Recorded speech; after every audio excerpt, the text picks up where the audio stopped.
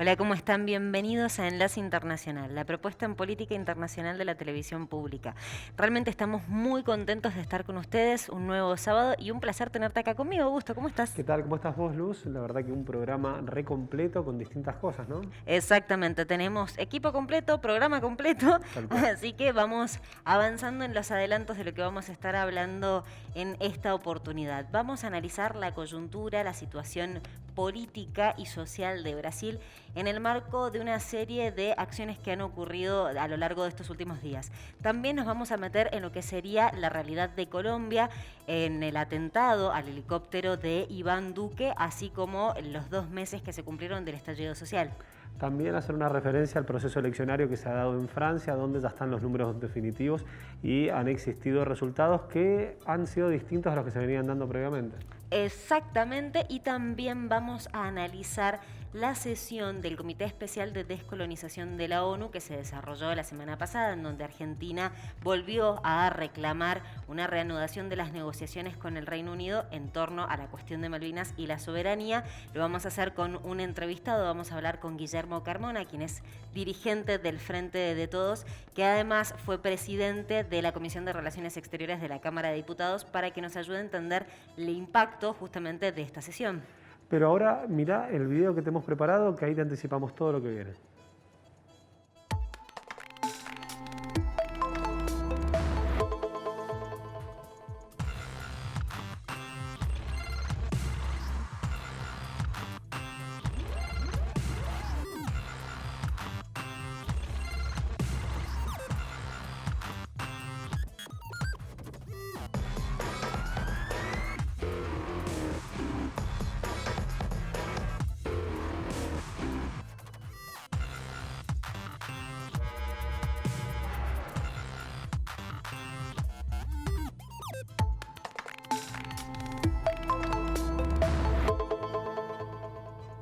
Ahora nos vamos a Brasil, como te anticipábamos, para analizar lo que ha dejado en los últimos días las distintas realidades en materia social, política y sanitaria, pero con reclamos concretos en relación a la figura de Jair Bolsonaro.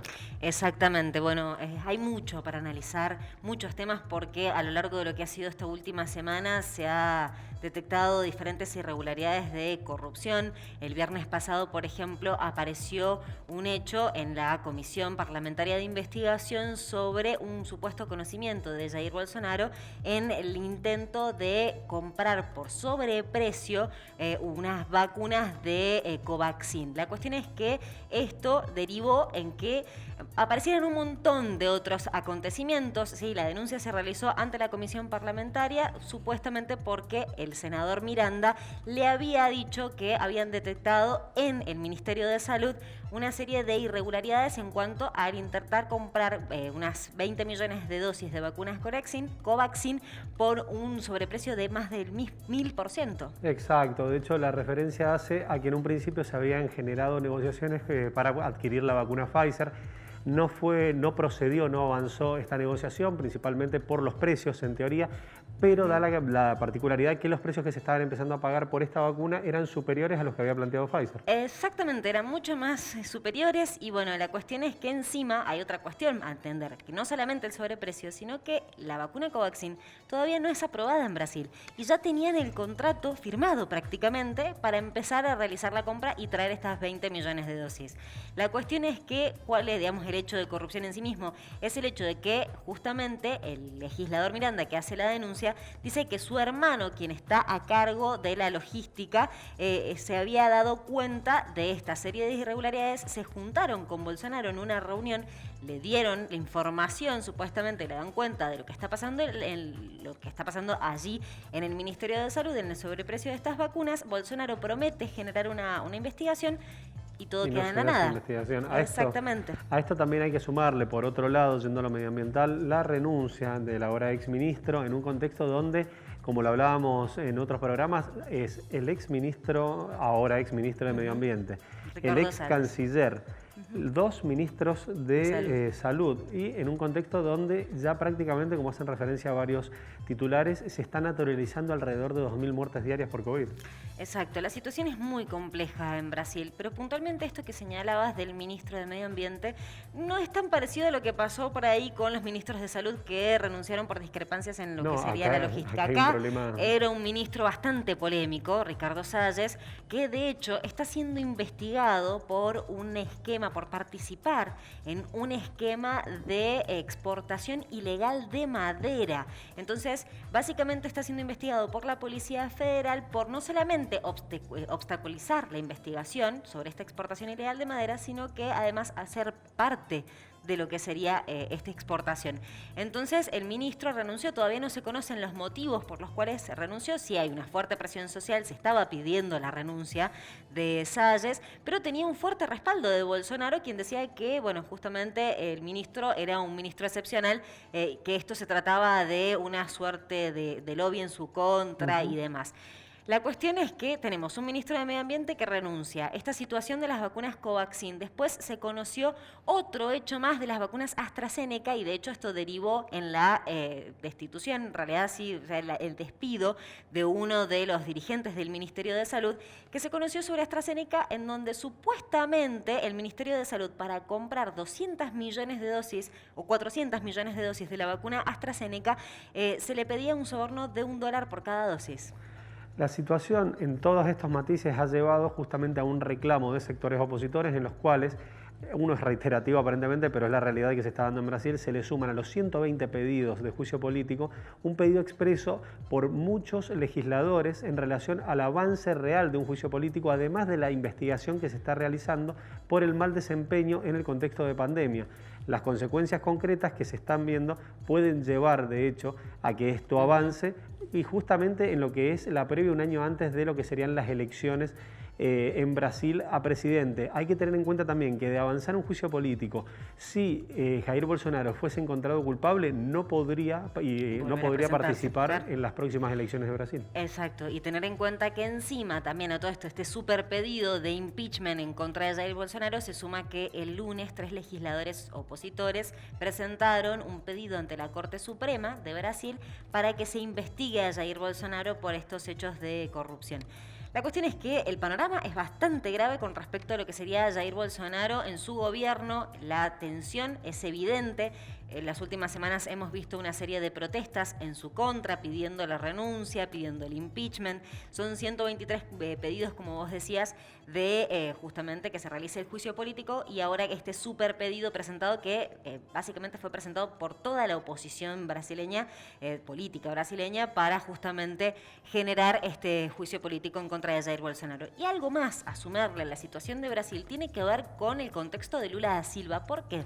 Porque la semana pasada también se conoció que la Corte Suprema decidió anular todos los procesos que tenía Sergio Moro en contra de Lula da Silva por declararlo imparcial, y encima todas las pruebas que fueron utilizadas por Sergio Moro quedaron invalidadas. Lo que vemos en este caso justamente también es un posicionamiento de Lula, un crecimiento permanente.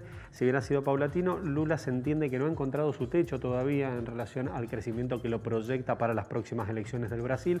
Y por otro lado, sí vemos a un Jair Bolsonaro que está en su piso, podríamos decir, en alrededor de un 25%, que es el acompañamiento del bolsonarismo duro, podríamos decir, lo que da también y reafirma un marco preelectoral absolutamente polarizado, dado que los otros referentes o candidatos que podrían llegar a presentarse no estarían llegando hoy en mediciones a ni al 4 o el 5%. Exacto, vos recién lo decías muy bien, queda un año, poco más de un año para las elecciones en Brasil, todo puede pasar.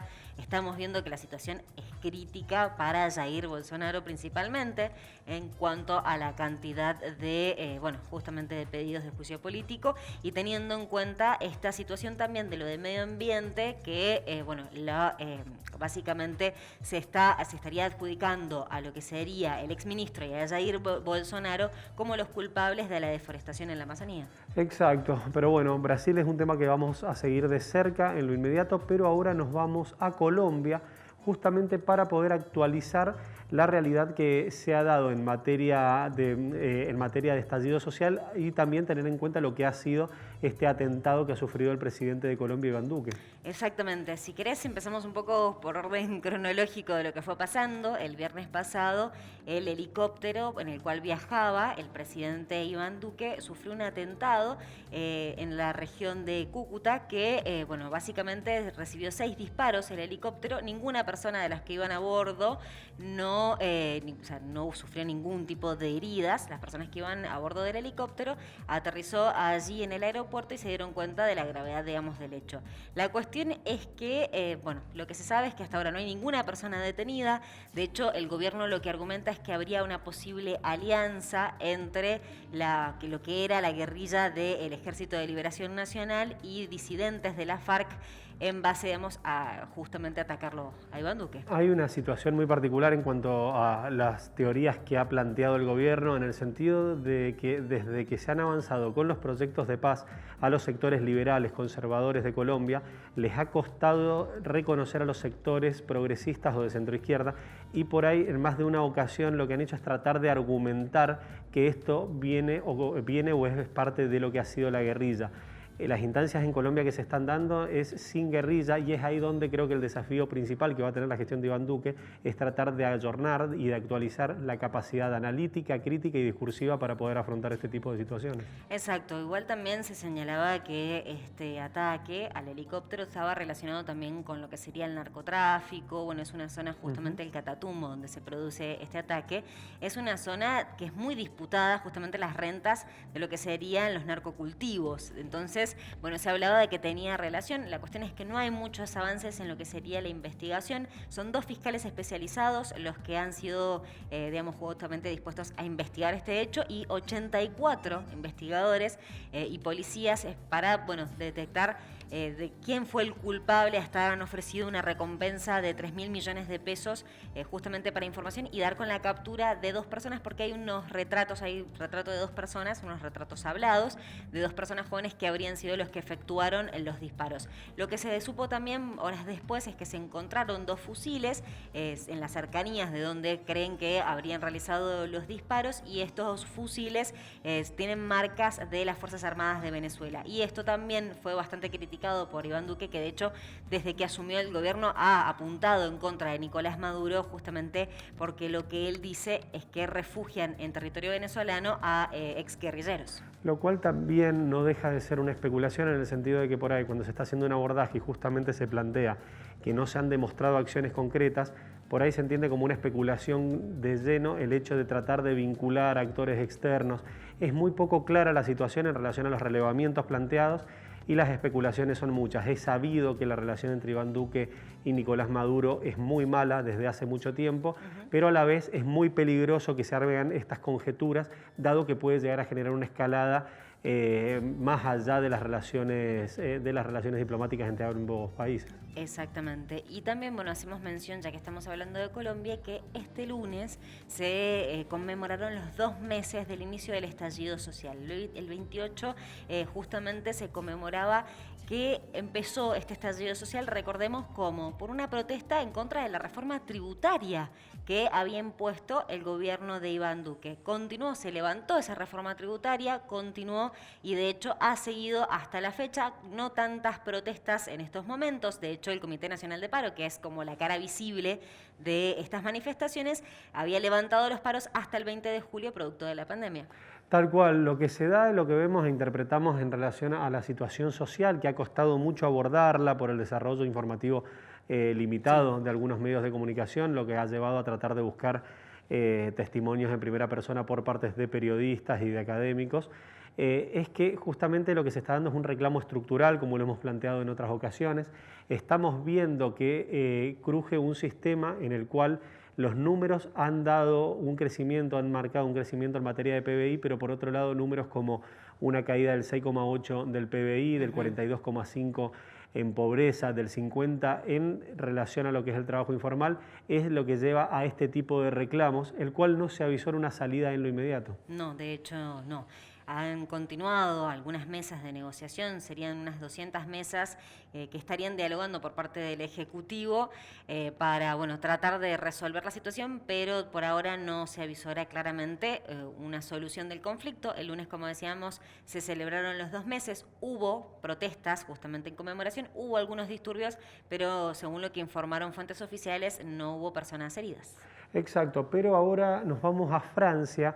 Te habíamos anticipado hace un par de semanas que se habían dado elecciones, que había existido una tendencia muy concreta en la primera vuelta, se ha dado la segunda vuelta y entendemos resultados que colocan a la derecha clásica, podríamos decir, como principal triunfador y también a la centroizquierda conservadora. Exacto, nosotros lo analizamos la semana pasada, justamente la primera vuelta, este domingo fue la segunda vuelta y como bien decías vos, Augusto, se confirman estos resultados. Triunfo de la de lo que sería la derecha tradicional y de la izquierda tradicional. Principalmente el gran ganador fue el partido de los republicanos, de allí es donde viene Xavier Bertrand, que podría ser el próximo candidato, de hecho ya lo dijo, lo anticipó, que estos resultados lo motivaban o lo empujaban a presentarse en las elecciones del año que viene, y la izquierda tradicional. Lo que sería la derecha tradicional se quedó con 7 regiones, la izquierda tradicional con 5, principalmente lo que sería el Partido Socialista, lo que sería la Agrupación Nacional, que es el partido de ultraderecha de Marine Le Pen, no obtuvo ninguna región. Nosotros lo habíamos analizado la semana pasada,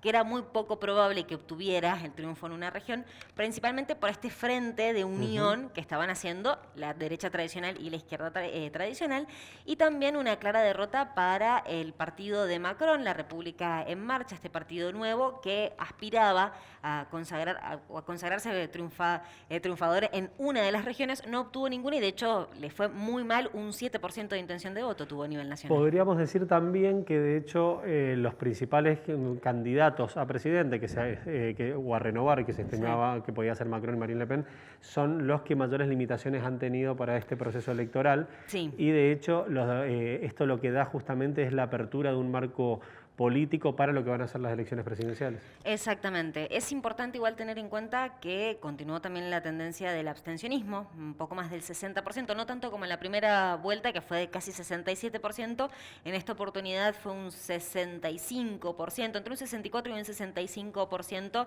la abstención a votar. Por eso también, ¿por qué lo traigo a colación? Porque dificulta un poco el análisis de si esto se puede o no trasladar a las elecciones generales del año que viene, pero es importante tener en cuenta que para el año que viene, que los que principalmente fueron a votar en estas elecciones eran personas no jóvenes, sino de más bien una edad media, de clase media, media alta, y que son los que suelen ser los votantes de Emmanuel Macron. Entonces, esto es una preocupación para Emmanuel Macron para lo que sería abril de 2022. Y algo interesante antes de cerrar es hacer una referencia justamente a estos procesos electorales que se están dando, en el cual por ahí nos llama la atención cuando se da en un país o en otro, cuáles son las ópticas para analizar por ahí. En algunos países se llevan a cabo elecciones y se habla de falta de legitimidad por la participación, pero en otros países se plantea justamente que se complican los procesos para analizar o se analizan las proyecciones. La realidad es que hay una baja participación en los procesos electorales en general. Exactamente, en general.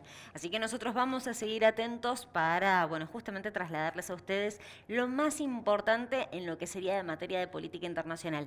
Nosotros no nos estamos despidiendo, para nada. Vamos a hacer un breve corte y ya volvemos para la entrevista del día.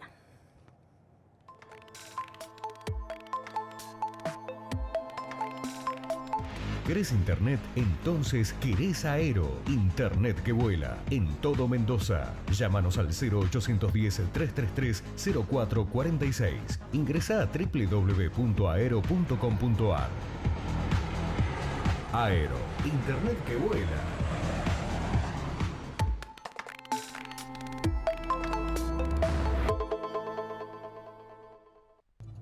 Continuamos con Enlace Internacional y ahora nos vamos a ir simbólicamente a Nueva York porque allí fue donde se desarrolló la sesión del Comité Especial de Descolonización de la ONU, en donde estuvo presente la comitiva argentina a partir, justamente de Cancillería, y presentó este reclamo de soberanía de las Islas Malvinas, tratando de reanudar justamente las conversaciones con el Reino Unido. Pero no lo vamos a analizar nosotros, sino lo vamos a analizar con una persona que es experta en la materia, ¿no, Augusto? Exacto, estamos en contacto vía Zoom con Guillermo Carmona. Él es dirigente del Frente Todos, además de un experimentado legislador en relación a las funciones que cumplió en su momento como responsable en materia legislativa de lo que es la Comisión Internacional en Diputados. Buen día, Guillermo, ¿cómo estás? Buen día, ¿cómo están? Un gusto. Muy bien. Gracias. Bueno, básicamente ahí Luz daba la introducción. Queríamos en principio saber cuál es la impresión que te ha quedado a vos en relación a estas acciones que ha generado la cartera dirigida por Daniel Filmus en relación a lo que es el reclamo de Malvinas. Bueno, es muy importante lo que ha ocurrido este año, en virtud de que la Argentina ha retomado un fuerte protagonismo en la reivindicación de soberanía sobre las Islas Malvinas, Sandwich del Sur, Georgias del Sur y el espacio marítimo circundante. Esto que sintetizamos llamándolo la cuestión Malvinas. ¿Por qué digo que es especialmente importante? Porque se da en un contexto en el que la Argentina no solamente va a las Naciones Unidas a presentarse en el Comité de Descolonización, ámbito en el cual Naciones Unidas trata los temas pendientes de descolonización, entre los que se encuentra la cuestión Malvinas, sino también que se da en un contexto de un nuevo impulso por parte del gobierno del presidente Alberto Fernández a el reclamo y reivindicación de soberanía por parte de la Argentina. Durante los 4 años de la gestión anterior, la gestión de Macri, hubo un deterioro muy significativo de esa reivindicación, y considero que ha sido muy importante que la delegación que encabezaron el canciller Felipe Solá y el secretario de Asuntos Relativos a Malvinas, Daniel Filmus, haya puesto nuevamente en valor la posición argentina de reivindicación de soberanía. Acordémonos que el gobierno de Macri había avanzado en un acuerdo con el Reino Unido que excluía la cuestión de la soberanía, la dejaba afuera, a un costado, bajo esto que se denomina el paraguas de soberanía, ¿no? Es decir, se empezaron a discutir cuestiones comerciales, cuestiones de defensa, cuestiones vinculadas con la cooperación científica, bajo la condición de que de Malvinas no se podía hablar. El gobierno del presidente Alberto Fernández ha puesto las cosas nuevamente en su lugar. Está haciendo lo que manda la Constitución argentina, que es poner en el centro del diálogo y de la relación con el Reino Unido a la cuestión Malvinas.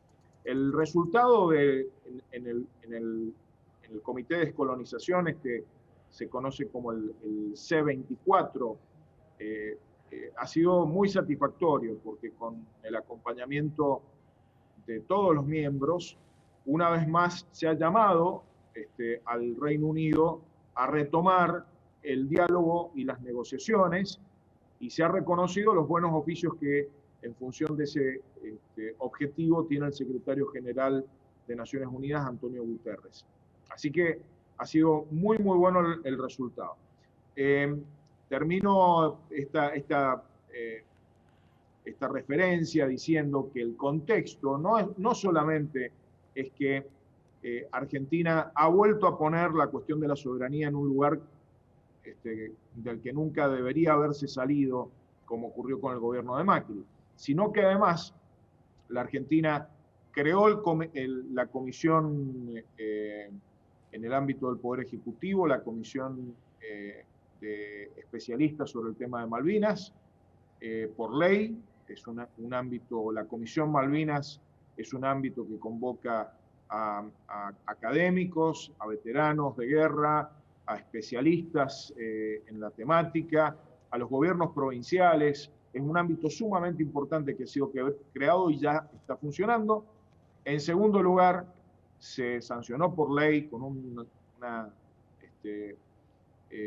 fuerte apoyo de todos los bloques la ampliación de la plataforma continental, la delimitación de la plataforma continental por ley, de acuerdo al trabajo que se hizo durante los últimos años, Y en el Ministerio de Defensa estamos avanzando también en la conmemoración de los 40 años de la finalización del conflicto bélico, que va a ser el año próximo, con un especial reconocimiento a los veteranos. Es decir, en la agenda nacional, Malvinas ha vuelto a tener un lugar central, un lugar que nunca debería haber perdido. Bien. Guillermo, le consulto, en el discurso justamente de Argentina de Felipe Solá, el canciller, mencionó la voluntad de Argentina de reanudar las negociaciones con el Reino Unido justamente para tratar la soberanía de las Malvinas. Pero se habla de que justamente los que defienden Malvinas de parte del Reino Unido hablan de una libre determinación de los habitantes de Malvinas. ¿Qué nos puede explicar sobre esta temática? Bueno, en primer lugar, la Argentina está camino a definir una política de Estado en donde la única vía que consideramos factible utilizar a los efectos de la recuperación del ejercicio de la soberanía es la vía diplomática. Esto es muy importante decirlo, porque el Reino Unido cada tanto intenta victimizarse diciendo que la Argentina tiene posiciones agresivas hacia los isleños, agresiva, incluso han llegado a hipotetizar que la Argentina sería una amenaza bélica para los habitantes británicos de las islas. Entonces, la Argentina siempre, desde el año 83, de manera ininterrumpida, ha sostenido una vocación de solución diplomática de este conflicto internacional que mantenemos con el Reino Unido por la soberanía de Malvinas.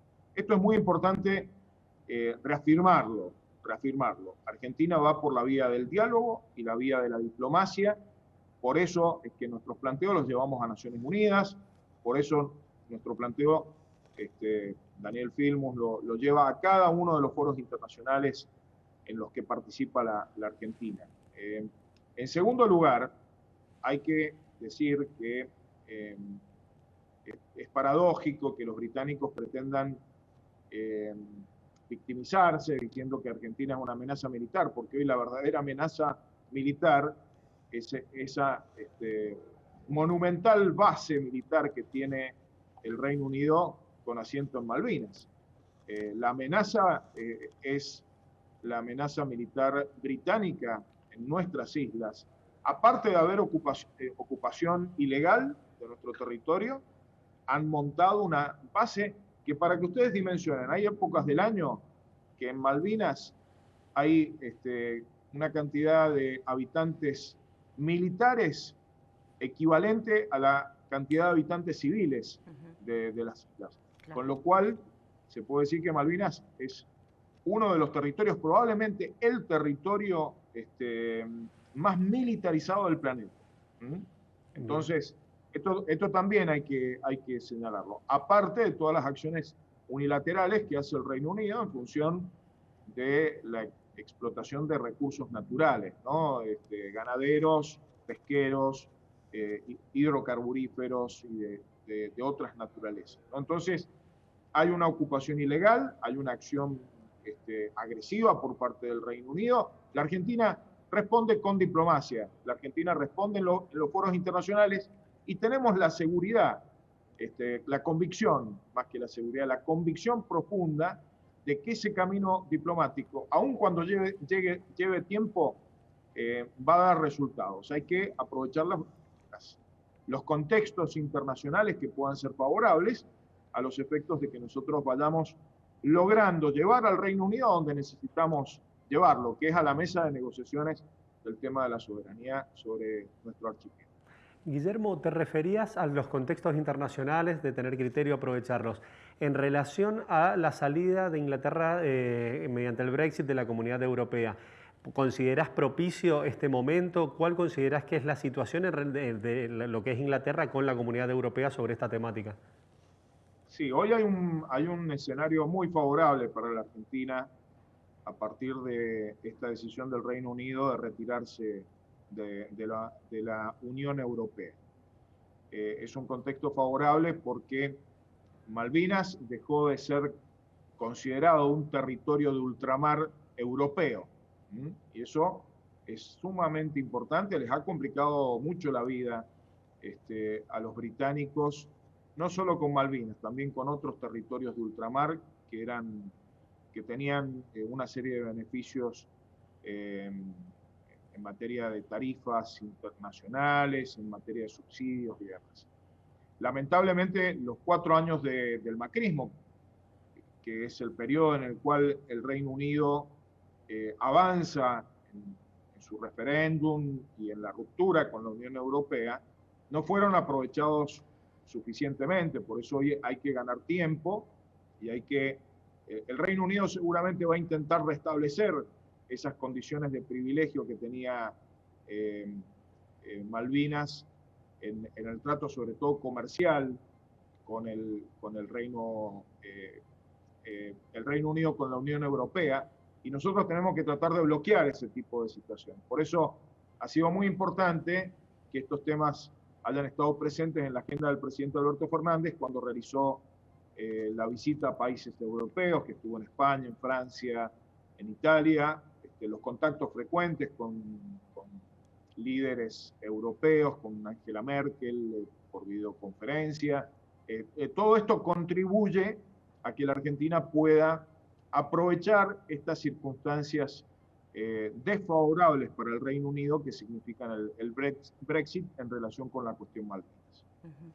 Guillermo, recién mencionabas lo de la explotación ilegal de los recursos renovables y no renovables en suelo justamente de Malvinas. Y de hecho, a Felipe Solá en su discurso señaló y criticó estas acciones unilaterales que está realizando, que son de manera ilegal, que está realizando Reino Unido en Malvinas. La pregunta va en si Argentina está tratando de delinear o si ya tiene delineada algún tipo de estrategia en contra, digamos, de estas acciones unilaterales que está realizando el Reino Unido en Malvinas.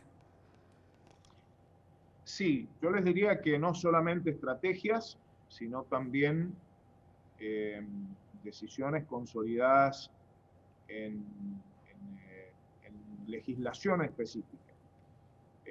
La Argentina, allá por el año 2010, adoptó una decisión muy importante, que fue la de disponer las condiciones para la exploración y explotación de recursos hidrocarburíferos en el Atlántico Sur.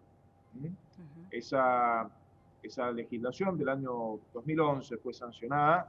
Es una legislación que establece sanciones para las empresas que operen sin la autorización argentina en el Atlántico Sur, incluida Malvinas. Y esto implicó que se iniciaran una serie de procedimientos contra empresas petroleras de distintos países que al operar en Malvinas, en procesos de exploración hidrocarburífera, fueron sancionadas por la Argentina y limitadas en la posibilidad de que operaran en el territorio continental argentino.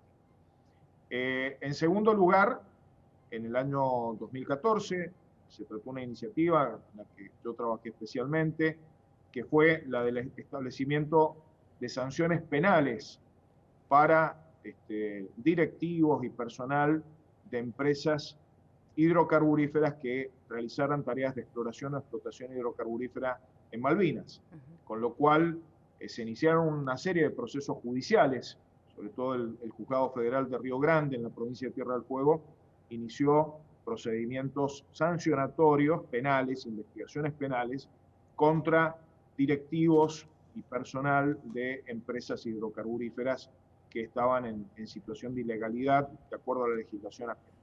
Y por otro lado, en materia pesquera ocurre lo mismo. Hay legislación que establece restricciones para la operación en la zona del mar argentino para aquellas empresas que actúen bajo licencias otorgadas por los isleños.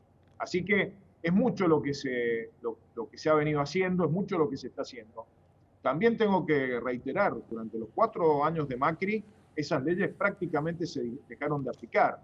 Los procedimientos judiciales no avanzaron. Yo en ese momento como diputado nacional, en más de una ocasión reclamé, porque el gobierno argentino miraba para otro lado respecto de la aplicación de esas sanciones, ¿no? Así que es un tema sumamente importante sostener la continuidad.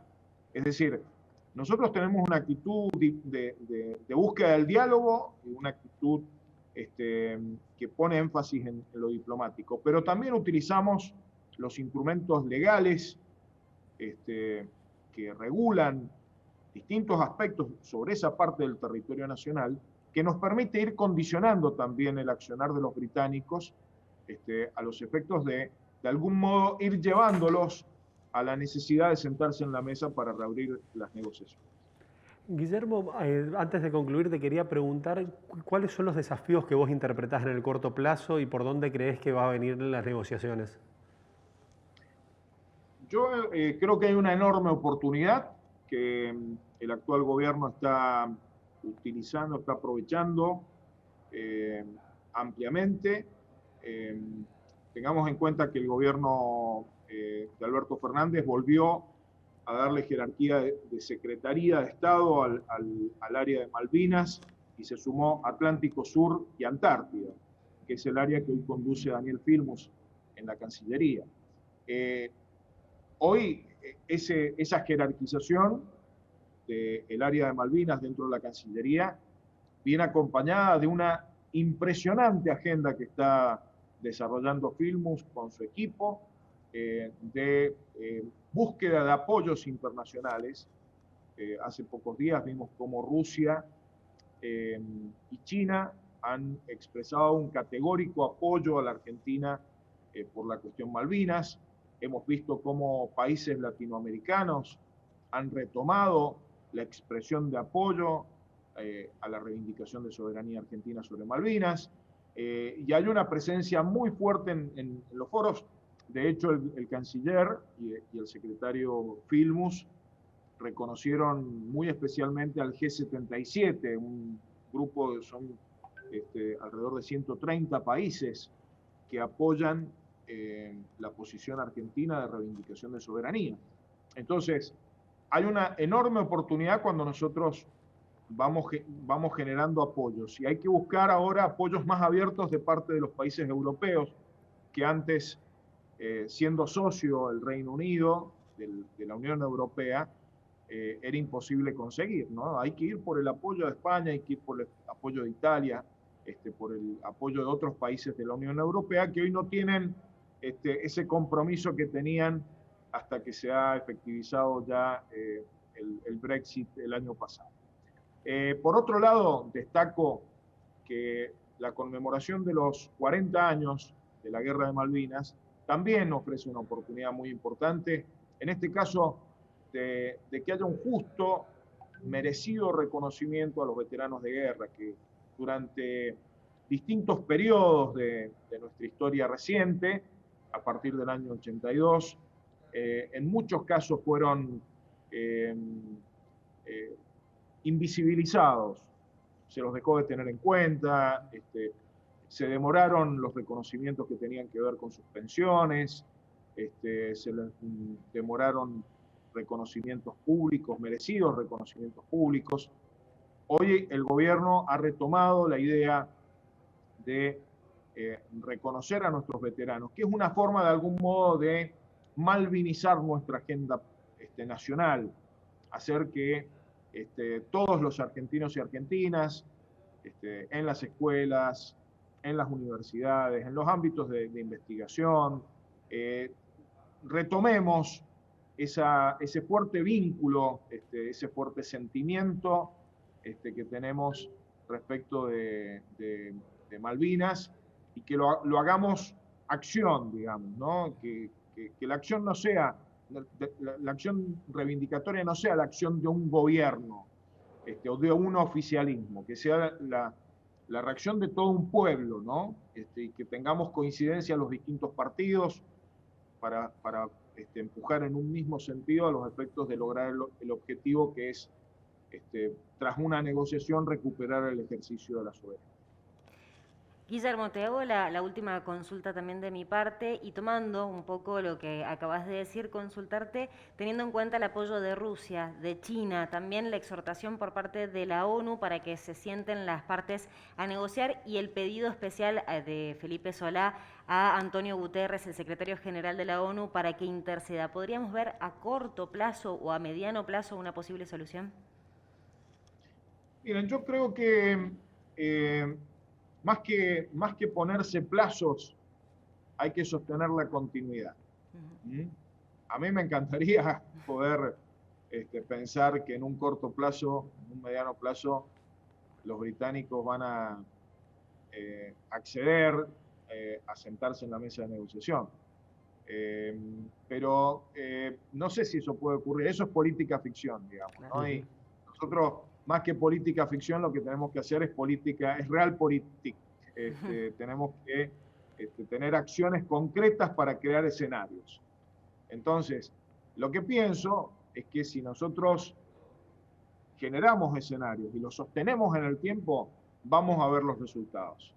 El Reino Unido, tarde o temprano, ha tenido que ir dejando sus distintas posesiones coloniales, reconociendo nuevos estados, reconociendo a los estados que fueron despojados.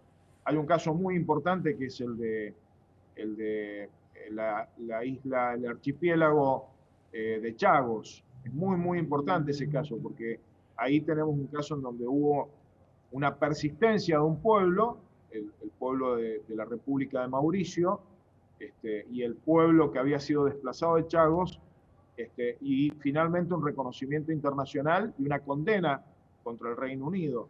Bueno, es un antecedente muy, muy importante. Ellos persistieron. El caso de la recuperación por parte de China, de Hong Kong, es otro caso, la persistencia, el ir creando condiciones. Son referencias muy importantes para nosotros. Y hay muchos casos, ¿no?, de descolonización que han sido exitosos cuando ha habido continuidad. Lo que no nos tiene que pasar nunca más es lo que nos pasó en los 4 años del gobierno de Macri o los 10 años del gobierno de Menem, en donde se va en una dirección contraria, que es la de subordinar nuestros intereses al interés británico. Eso implica discontinuidad, implica grandes retrocesos. Por eso, persistencia, política de Estado, acuerdo entre todas las fuerzas políticas, compromiso de toda la sociedad y persistencia en una línea de acción, ¿no? Sin prisa pero sin pausa, ¿no? Y hay momentos en que la historia, la geopolítica da cuenta de ello. La historia acelera procesos porque cambian circunstancias. Yo tengo la expectativa de que esta situación de la pandemia, las dificultades internas que tiene el Reino Unido, la reconfiguración del poder mundial también juega a favor nuestro. Por eso es muy importante que la segunda potencia mundial, aspirante a ser primera potencia, China, reconozca la soberanía argentina y acompañe a la Argentina. Y sería muy bueno que en algún momento la posición de Estados Unidos también cambie en favor de la posición argentina. Bueno, todo eso hay que trabajarlo muy pacientemente. Es la enorme tarea política y diplomática de ir creando consensos en función de nuestros intereses. Guillermo, te agradecemos muchísimo el contacto, la verdad que es una claridad absoluta para poder abordar este momento coyuntural en relación a lo que es este conflicto que ya lleva 40 años después de la guerra. Así que simplemente agradecerte. Bueno, gracias a ustedes, ha sido un gusto. Muchas gracias. Con nosotros Guillermo Carmona, referente, dirigente del Frente Todos, ex legislador a cargo de la comisión, exacto, de Relaciones Exteriores de Cámara de Diputados, exacto. Así que bueno, la verdad interesante, dándonos su perspectiva, su interpretación de lo que representan estas acciones. Exactamente, muy importante el hecho y traerlo a colación porque es un tema que nos afecta a todos los argentinos. Y qué más que tratarlo con una persona que nos ayudara a entender qué dejó la comitiva, en realidad la Comisión de Descolonización de la ONU, justamente que se desarrolló la semana pasada. Así que bueno, nosotros nos tenemos que ir a un corte, pero en el próximo bloque vamos a estar tratando lo que sería medio ambiente, una propuesta muy interesante, quédense, al igual que la película, pero no les cuento nada más. Ya volvemos.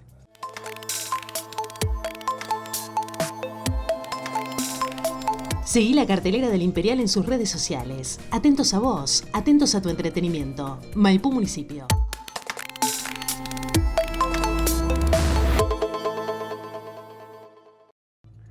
A continuación nos ponemos en contacto para este espacio en medio ambiente con María Teresa Cañas, Guni, mejor conocida, justamente para que esta docente, asambleísta, activista ambiental, nos dé una perspectiva principalmente sobre lo que representa el agua, los desafíos en cuanto a nuestra provincia y cuál es la proyección internacional, sobre todo a partir de algunos informes de la ONU. Buen día, Guni, ¿cómo estás? Buenos días, un gusto grande de estar con la audiencia de Acequia TV. Bueno, muchas gracias por darnos este espacio en donde justamente queremos compartir toda la preocupación que ya vamos teniendo en estos últimos tiempos, pero precisamente en los últimos días salieron informes bastante lapidarios de los que ya conocemos.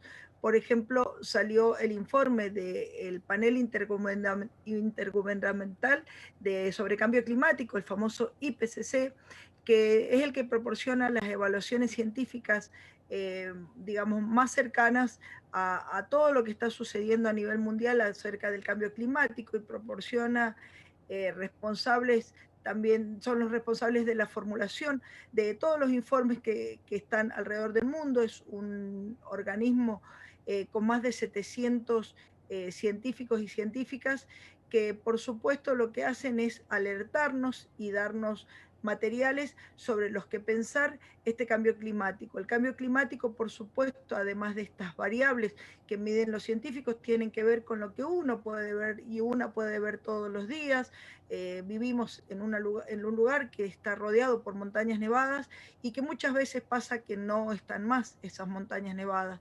Y eso, bueno, se puede atribuir a cambios cíclicos, pero por supuesto que este panel nos alerta acerca de todo lo que está pasando con el cambio climático. Y bueno, contarle que se le filtró en los últimos meses, digamos en los últimos días se filtró este informe que tendrá que ser, recién la versión oficial va a estar en el febrero de 2022, pero en este informe justamente hace revisar y pensar nuestros modos de vida, porque dice que dice que esto que nos va a pasar alterará drásticamente nuestras formas de vida, de una forma dramática e irreversible. Y bueno, da como punto muy grave dentro de los 30 años, 2050, como diciendo, van a pasar cosas graves, pero hay que también acordarse que este mismo panel ha puesto como un límite el punto de no retorno, diciendo que si no bajamos ese 1.5 grados que tenemos para calentarse con respecto a la era preindustrial, directamente el clima se va a transformar en no vamos a tener ni siquiera pronósticos, nada que nos pueda servir.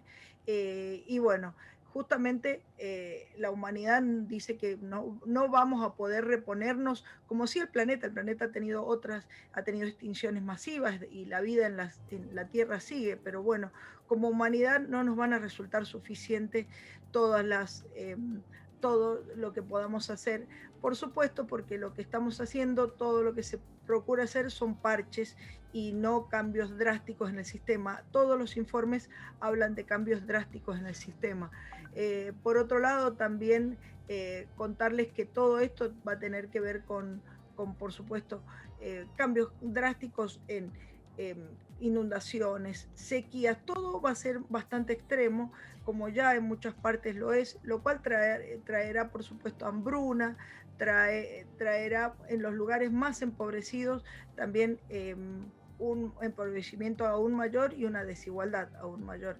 En las ciudades con muchos habitantes sufrirán escasez de agua, como ya hay algunos lugares, por ejemplo en Sudáfrica, que se ha visto que Ciudad del Cabo quedó sin agua.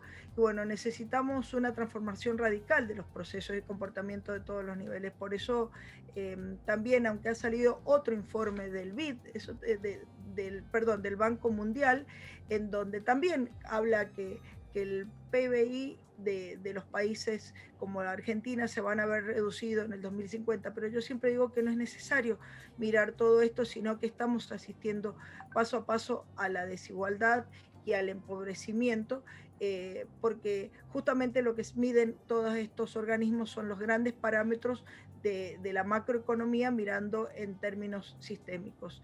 Y bueno, justamente dicen que el riesgo va a ser muy importante porque justamente la economía como está planteada actualmente es altamente dependiente de las variaciones climáticas, y lo que justamente todos llaman a revisar los modos de producción actual, y no se puede pensar solo en soluciones mágicas como infraestructuras para sostener estos cambios, sino en otros modos de producir y de habitar los territorios. Contarles que, por ejemplo, qué impactos tiene, que todavía este gran mecanismo que está sufriendo la humanidad, que es el cambio climático, todo esto que nos está sucediendo, justamente, por ejemplo, no es tenido en cuenta en las evaluaciones de impacto ambientales. Por ejemplo, en Chile no hay una legislación, tanta minería que tienen, no tienen una legislación que haga que las evaluaciones de impacto ambientales estén dentro de lo que son los parámetros que hay que tener en cuenta. Y acá tampoco. Las megarepresas como la de Portezuelo del Viento, centros de esquí como el de Cerro Punta Negra, no son pensados en este escenario de cambio climático. O sea, todas las evaluaciones de impacto ambientales, que son insuficientes, no tienen estos parámetros para tener en cuenta.